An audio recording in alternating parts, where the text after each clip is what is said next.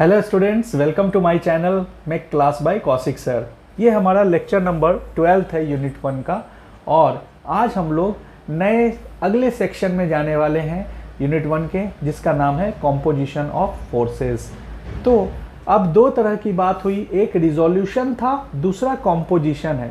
तो रिजोल्यूशन में हम क्या कर रहे थे, एक फोर्स को दो भाग में तोड़ रहे थे, एक एक्स और दूसरा वाई। कॉम्पोजिशन में हम क्या करेंगे, बहुत सारे फोर्सेस को एक भाग में जोड़ेंगे, यानी बहुत सारे फोर्सेस जहाँ जहाँ एक्ट करेंगे उन सब को मिला के हम कोई एक फोर्स देंगे। वो फोर्स हमारा रिजल्टेंट फोर्स कहलाएगा। पहले भी हम लोग रिजल्टेंट निकाल चुके हैं।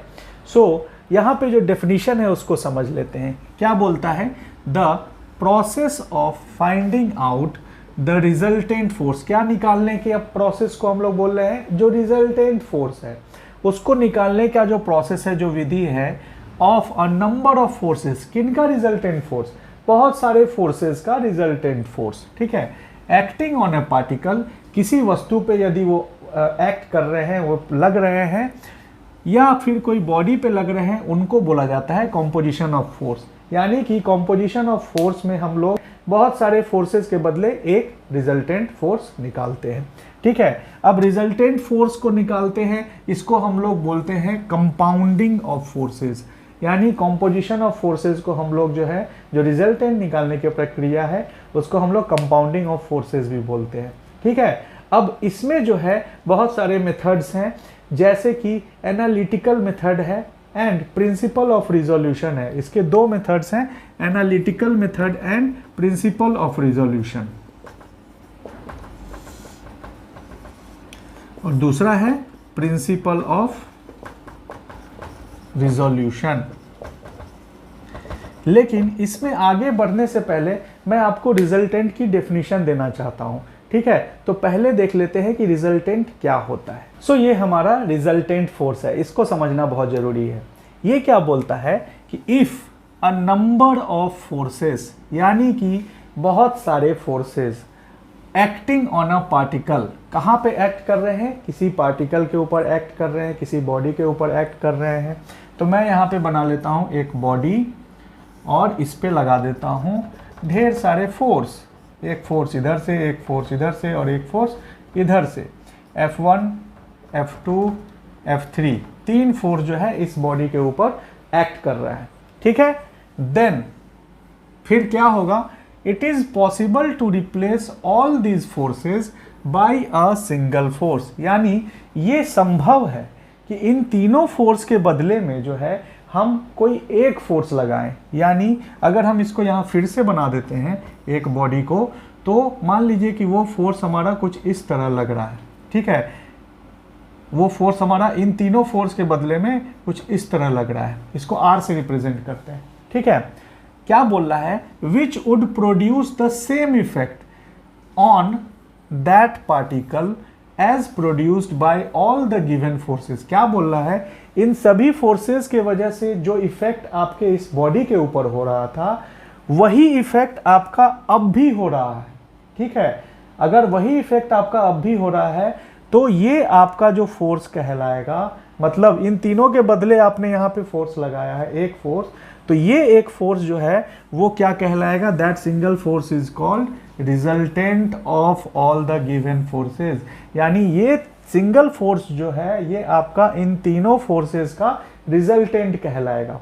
समझ गए बात को। यानी इस पार्टिकल पे ये तीनों मिलके जो भी इफेक्ट डालेगा, मान लीजिए इसको पुश कर रहा है या पुल कर रहा है या नीचे की तरफ ढकेल रहा है, ये हमको नहीं मालूम है, पर जो भी इफेक्ट डालेगा एक बार में एक ही इफेक्ट होगा, या तो पुश होगा या तो पुल होगा, या नीचे जाएगा या ऊपर जाएगा। तो जो जहां भी जाएगा वो अगर किसी एक सिंगल फोर्स की वजह से भी जा रहा है, तो इस सिंगल फोर्स को हम क्या बोलेंगे, रिजल्टेंट फोर्स बोलेंगे। ठीक है, समझ में आया। अब हम लोग आगे देखते हैं कि एनालिटिकल मेथड हमारा क्या बोलता है। कॉम्पोजिशन ऑफ फोर्सेस में हम लोग रिजल्टेंट को फाइंड करते हैं, जिस रिजल्टेंट का डेफिनेशन अभी आपने देखा। यानी कि बहुत सारे फोर्सेस होंगे तो उनका कोई एक फोर्स आपको बनाना है। ठीक है, उसके लिए अलग अलग तरीका है। अब हम लोग क्या करेंगे, अब हम लोग निकालेंगे एनालिटिकल मेथड से। बहुत सारे मेथड्स हैं जिनसे हम लोग रिजल्टेंट को निकाल सकते हैं। ठीक है। तो एनालिटिकल मेथड जो होगा उसमें हम लोग सबसे पहले देखेंगे कंकरेंट फोर्सेस के। तो जैसा कि आपको पता होगा कंकरेंट फोर्सेस वैसे फोर्सेस होते हैं जो किसी एक पॉइंट पे आके मिलते हैं, ठीक है। जैसे कि ये यानी F1, F2, F3 ये तीनों फोर्स क्या होंगे, आपके कंकरेंट फोर्सेस हो जाएंगे, ठीक है। तो इन तीनों फोर्सेस का जो रिजल्टेंट होगा उनको हमको निकालना है। दूसरा है हमारा नन कंकरेंट फोर्स। तो नन कंकरेंट फोर्स का मतलब हो गया फोर्स जब इधर उधर रहेंगे, ये किसी एक पॉइंट पे आके नहीं मिलेंगे, मतलब इधर उधर रहेंगे, कोप्लानर तो रहेंगे बट इधर उधर रहेंगे, तो ये आपके हो गए नन कंकरेंट, ठीक है। फिर आ जाता है पैरेलल फोर्सेस, यानी वैसे फोर्सेस जो आपके पैरेलल हैं एक दूसरे के, यानी एक फोर्स ऐसे, एक फोर्स ऐसे, एक फोर्स ऐसे, कहीं भी हो बट वो पैरेलल रहेगा। ये फोर्सेस जो हैं एक दूसरे के पैरेलल हैं, ठीक है।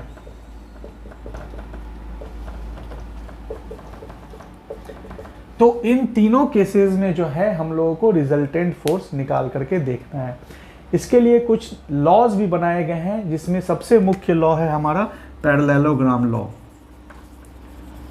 पैरेललोग्राम लॉ ऑफ फोर्सेस, ठीक है। एक और थ्योरम है जिसको हम लोग बोलते हैं लामीज थ्योरम। फिर इसी में आपका है law of triangle of forces, और फिर है law of polygon of forces, ठीक है। तो ये इतने सारे नियम हैं, ये एनालिटिकल मेथड के अंदर में आते हैं। उसको हम लोग अपने अगले लेक्चर में विस्तार से पढ़ेंगे। आपने इस लेक्चर को अच्छे से देखा होगा और अच्छे से समझा होगा। मिलते हैं हम लोग अगले लेक्चर में इन सभी टॉपिक्स को डिस्कस करते हुए, ठीक है। तब तक अपना ध्यान रखिए और अच्छे से रहिए। धन्यवाद।